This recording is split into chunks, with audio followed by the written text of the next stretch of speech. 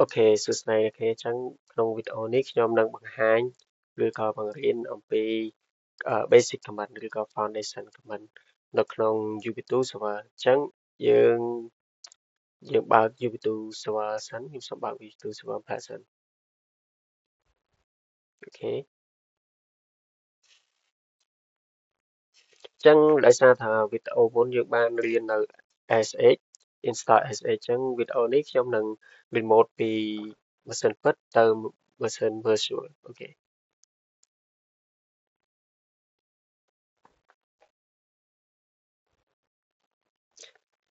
ចឹងខ្ញុំសូមដាក់វាមួយជារៀងអ្នកសាពីសួរមើលគេចឹងមុនដំបូងគឺយើង log in user របស់យើងមកហើយយើង log in user មកយើងវាយ password របស់យើងមកអូខេតបហើយអ្នកគ្នាត្រូវរកដើម្បី connect មកគឺរក IP អញ្ចឹងយើងវាយ IP all មក IP address មកនេះគឺយើងយក account គេ192.168.10.240គឺយើងយកអាហ្នឹងមកអញ្ចឹងយើងទៅ connect យើងទៅ test connection អញ្ចឹង ping យើងវាយ ping យើងវាយ IP address ហ្នឹងទៅ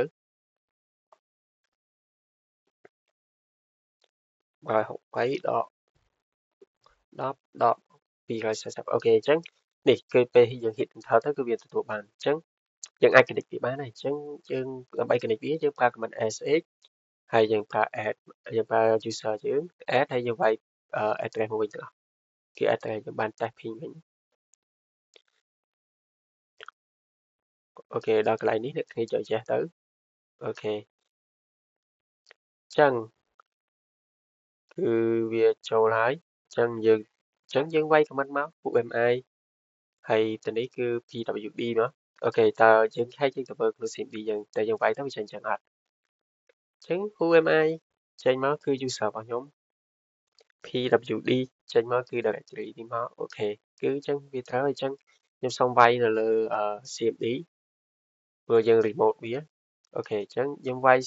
មុន command មុនដំបូងគឺ sudo apt update អញ្ចឹងនេះគឺជា command update វានឹងមានអីថ្មីវានឹង update ជួយយើងអូខេអញ្ចឹងបន្ទាប់ពីយើងវាយ password ហើយវា update ហើយអញ្ចឹងមួយទៀតគឺ command មួយទៀតគឺ sudo apt upgrade អញ្ចឹងអានេះគឺវាទៅរក upgrade មួយគឺ upgrade មួយគឺ update មួយគឺ upgrade អញ្ចឹងនេះអញ្ចឹងយើងយកចេះទៅវាយអូខេអញ្ចឹងនៅពេលនេះកន្លែងនេះខ្ញុំនៅពេលពេញខ្ញុំនឹងកាត់នៅពេលវាចិត្តពេញហើយតែខ្ញុំមើលអូខេអញ្ចឹង process វាមានអញ្ចឹងនេះគឺវា load អញ្ចឹងស្រាប់ទេអញ្ចឹងនៅពេលចិត្តពេញខ្ញុំនឹងដាក់អ្នកគ្នាមើល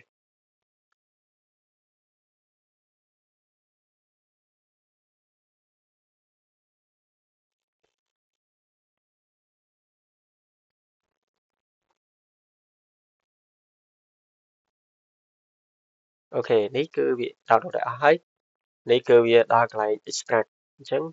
នេះគឺវា extract រួចរាល់ហើយអញ្ចឹងដល់កន្លែងនេះយើង enter ទៅហើយយើងចុច tab enter ទៀតទៅអូខេអញ្ចឹងនេះគឺជាbasic command គឺ basic នេះគឺយើងត្រូវបង្កើត file អញ្ចឹងបង្កើត file គឺ command បង្កើត file គឺ torch ហើយយើងដាក់ឈ្មោះ file របស់យើងមកតែ file យើងចង់មានឈ្មោះអីក៏បានយើងអ្នកគ្នាចង់ដាក់ឈ្មោះអីបានខ្ញុំសូមដាក់ svp.6 ចឹងទៅ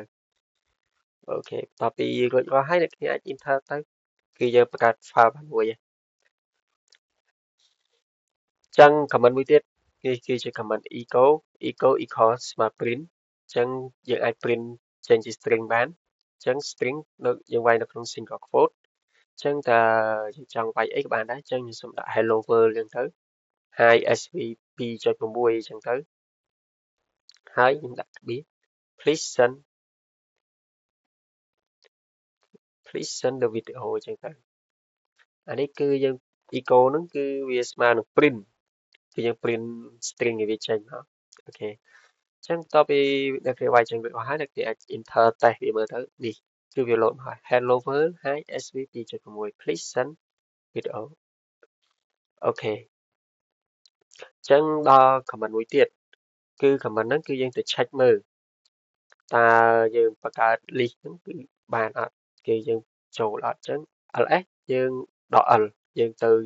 lì mờ vía ok chẳng cái thế ta chăm ta file ní cứ đào mà bị đỏ chẳng cứ việc này tao việc chỉ file còn mình chỉ folder thì bảo đào là sợ ý việc cái chỉ folder chẳng này cái này là cái lại zone đúng về khác nó về dùng cái folder với nó lụt trên buồn pon này nói chẳng được cái buồn pon bạn ơi chẳng được cái tao vay của mình ở đấy tay đỏ ở của tayจะทำเองcái mất là lại nó cứ việc buồn kề chứ chẳng nó phải nó dùng cái folder chứ được thôi chẳng mà cái folder vẫn cứ dương tự ra comment making directory chẳng phải việc khác biết cứ âm thế đi ai chẳng rồi hai đọc clear tới được kia đặt một file bỏ này clear tới chẳng nhôm xong là sv bị cho một muối folder ok chẳng nhôm save sv bị cho một muối folder ok chẳng copy hai được kia anh enter tới cứ việc các bạn hãy ai chẳng cứ dừng được check từ ls đó le để cái ấn các bạn bắt tay còn về về cái này nhập 4K nó cứ bây giờ đã ấn cứ viên load trên 4 bây giờ đã x lx cứ vì trên tích ở dưới số mới chân trắng đi cứ chia basic comment từng ở là dùng đồng bằng hai từ trong video này trắng đi khi chia basic để chúng ta hai trong video này trắng dùng xong sắp đón server biết được nếu liên sắp đón công liên bật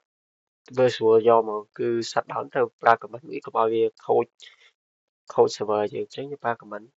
sudo shutdown nào cứ close cứ ok chẳng ở con trái này các bạn bơ video đi